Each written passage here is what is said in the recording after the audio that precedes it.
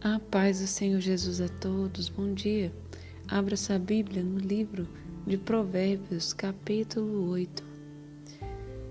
Eu sou a pastora Bárbara e venho trazer hoje o nosso capítulo, o nosso devocional, a nossa meditação do capítulo de hoje. O capítulo de hoje vai falar sobre a sabedoria personificada. E logo quando já vemos sobre isso, nós podemos enxergar que Cristo está por trás dessa sabedoria. E a sabedoria vai estar escrita com letra maiúscula. E é sobre ele que nós iremos falar e sobre a sua palavra. Deus nos deixa a sua palavra como instrução, usando homens para escrevê-la, e toda a palavra, toda a Bíblia Sagrada está em concordância, mesmo homens a escrevendo em tempos diferentes, em situações diferentes, a palavra tem concordância porque foi movida pelo Espírito Santo. Versículo 6 vai dizer: ouve, porque proferirei coisas excelentes, os meus lábios se abrirão para a equidade, porque a minha boca proferirá a verdade, meus lábios abominam a impiedade. Em justiça são todas as minhas palavras, não há nelas coisa nenhuma tortuosa nem perversa, todas elas são retas para os que bem as entendem e justa para os que acham conhecimento. Aceitai a minha correção, e não a prata e conhecimento mais do que ouro fino escolhido. Porque melhor é a sabedoria do que rubis, e de tudo o que se deseja, nada se pode comparar com ela. Eu, a sabedoria, habito com prudência, e acho a ciência dos conselhos. Aqui nós podemos ver muito nitidamente que a sabedoria é Cristo, e que a tua palavra é o conhecimento. Que nós possamos buscar cada vez mais essa justiça, essa retidão através da sua palavra. Em Provérbios, versículo 14, vai dizer que meu é o conselho e a verdade e sabedoria. Eu sou o entendimento, minha é a fortaleza. Por mim reinam os reis e os príncipes ordenam justiça. Por mim governam os príncipes e os nobres. Sim, todos os juízes da terra. Lá em Romanos 13, versículo 1 e 2 vai dizer que toda alma esteja sujeita às autoridades superiores, porque não há autoridade que não venha de Deus, e as autoridades que a foram ordenadas por Deus. Por isso, quem resiste à autoridade, resiste à ordenação de Deus, e os que resistem trarão sobre si mesmos a condenação. Não importa quem é a autoridade que está sobre aquele cargo, porque por mim governam os príncipes e os nobres, sim, todos os juízes da terra, como está no versículo 16. Toda a autoridade é constituída por Deus, e aqueles que se rebelam contra qualquer autoridade que seja, está ali buscando a sua própria condenação, como diz a palavra em Romanos. Riquezas e honras estão comigo?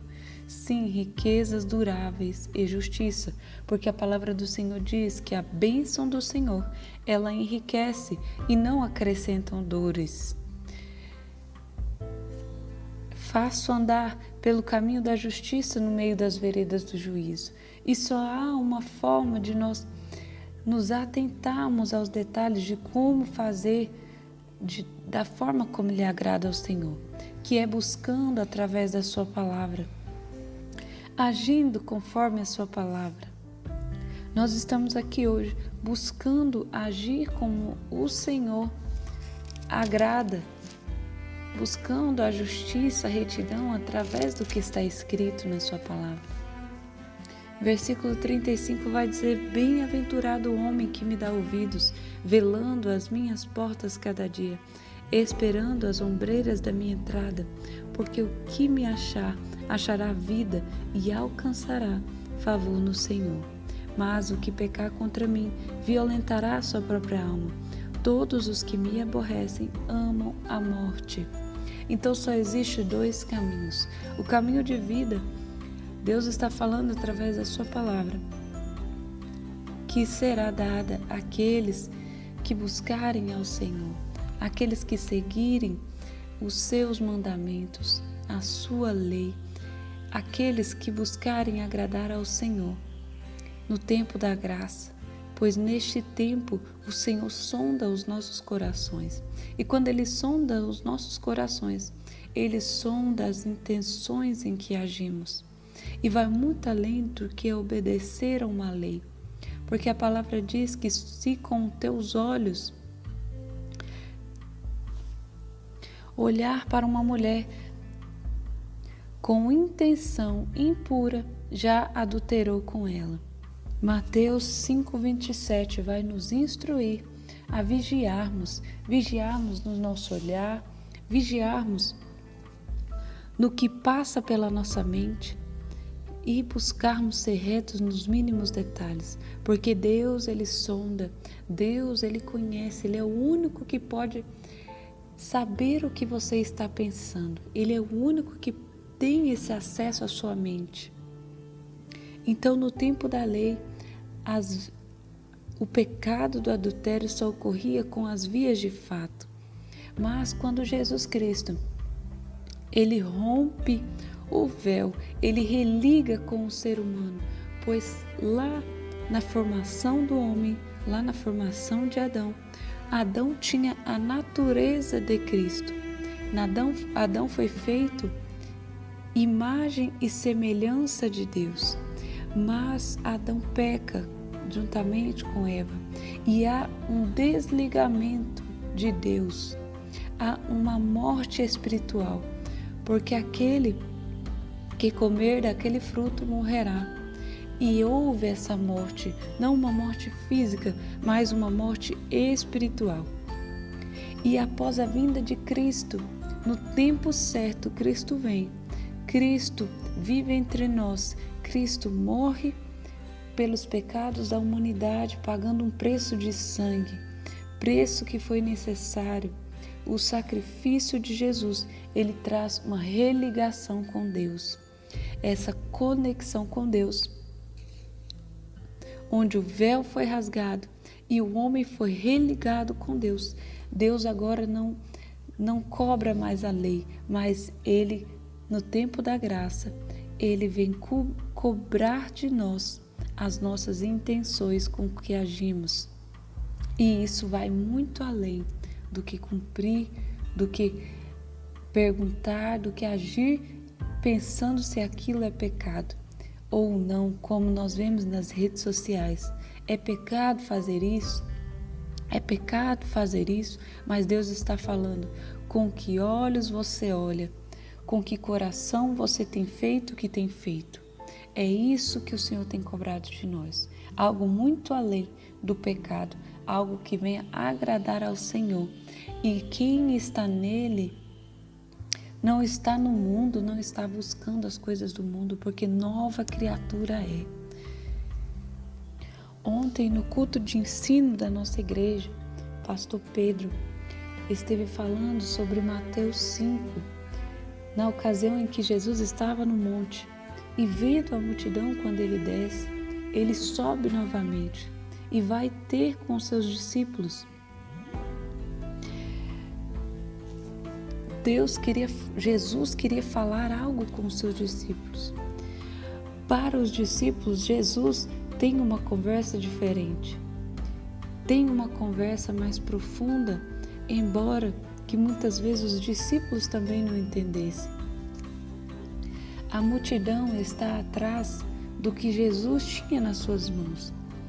Cura, milagres, libertação.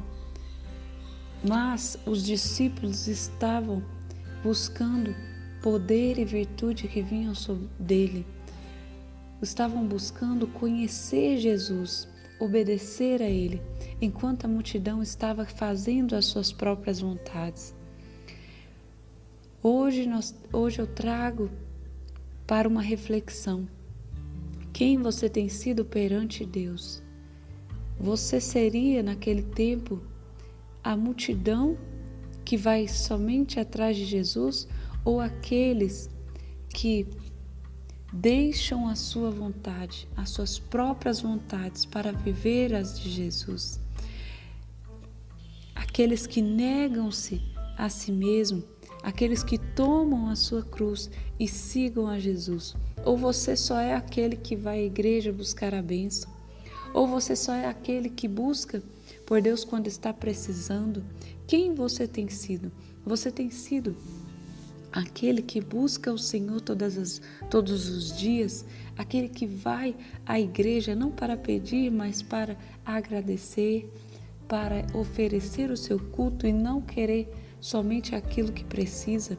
Não é errado pedir o que precisa, porque a palavra mesmo de Deus vai dizer lá em Filipenses 4:6 que não andeis ansiosos por coisa alguma, mas apresentai-vos as vossas petições ao Senhor. E a paz que excede todo entendimento humano cuidará de vós.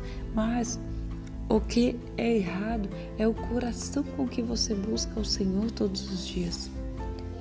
Então, que nós tenhamos o coração de discípulos e não de multidão. Que Deus te abençoe, que Ele faça resplandecer o rosto dele sobre ti e te dê a paz.